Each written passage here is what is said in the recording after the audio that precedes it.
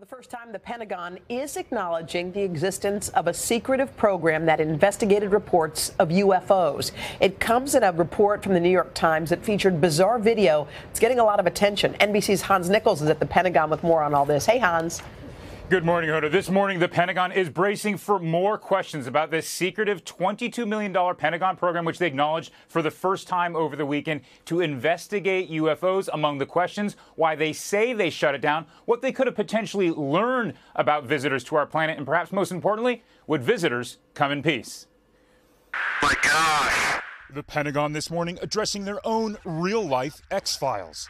Look at that thing, dude. This video is from Navy F-18 fighter pilots dispatched to get closer eyes on a mysterious aircraft. On radar, the egg-shaped mass was moving erratically, appearing to defy the laws of physics. Flying at 80,000 feet one moment, then hovering at 20,000 feet the next. The Pentagon won't say when this took place, but the F-18 pilot told the New York Times it was unlike anything he had ever seen. The Navy jets couldn't keep up with them at times.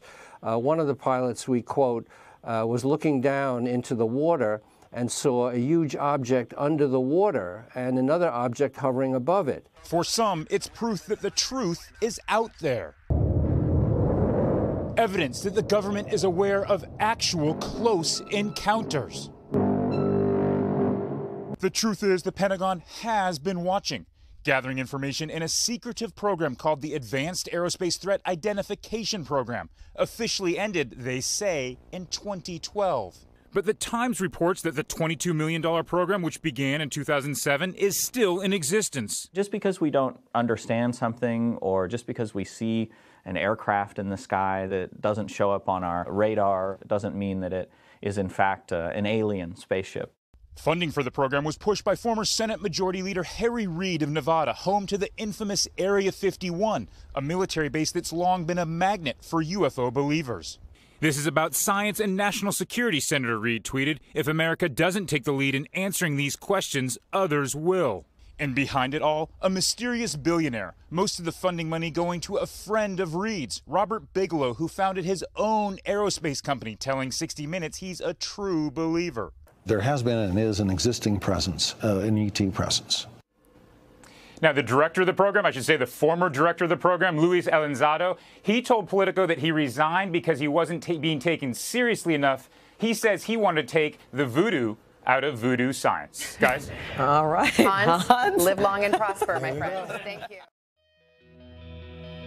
Newly released video captured by U.S. Navy pilots offers an inside look at a secretive government program that investigated unidentified flying objects.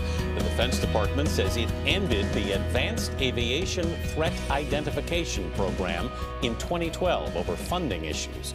But a Pentagon spokeswoman said, quote, "The DoD takes seriously all threats and takes action whenever credible information is developed." Tony DeCopel shows us 2 UFO encounters captured on camera. Tony, good morning. Good morning. Wait till you see this video. That little-known Pentagon program had a budget of about $22 million, according to the civilian intelligence officer who used to run it.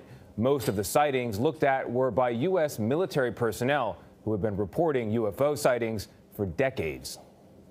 Look at that thing. It's rotating. This is one of the incidents the Pentagon's secretive group of UFO hunters investigated. There's a whole fleet of them. Look on the ASA. My gosh. This object appeared off the California coast in 2004 and baffled 2 Navy pilots. It's not a drone. It's not something that we can easily say, oh, that's an airplane. Luis Elizondo ran the Advanced Aviation Threat Identification Program at the Defense Department. He believes the way that school bus-sized object moved defied the known laws of physics. What we are looking at is truly beyond next-generation technologies. Former Nevada Senator Harry Reid championed the UFO program, and some of the funding reportedly went to one of his donors, Robert Bigelow, founder of the military contractor Bigelow Aerospace. The Las Vegas tycoon spoke with 60 Minutes in May. Do you imagine that in our space travels we will encounter other forms of intelligent life? You don't have to go anywhere. You can find it here. Yeah. Where exactly? It's just like right under people's noses. Oh my gosh. Wow. I'm human. What are you? Unlike in the movies, most UFOs don't turn out to be alien spacecraft. This green fireball above Buenos Aires in 2015 was likely a meteor, while this strange light over Los Angeles was actually a missile test. I think this is a national security imperative. We have clear things that we do not understand how they work operating in areas that we can't control. Elizondo refused to tell us how many cases his former group investigated, saying that information was sensitive.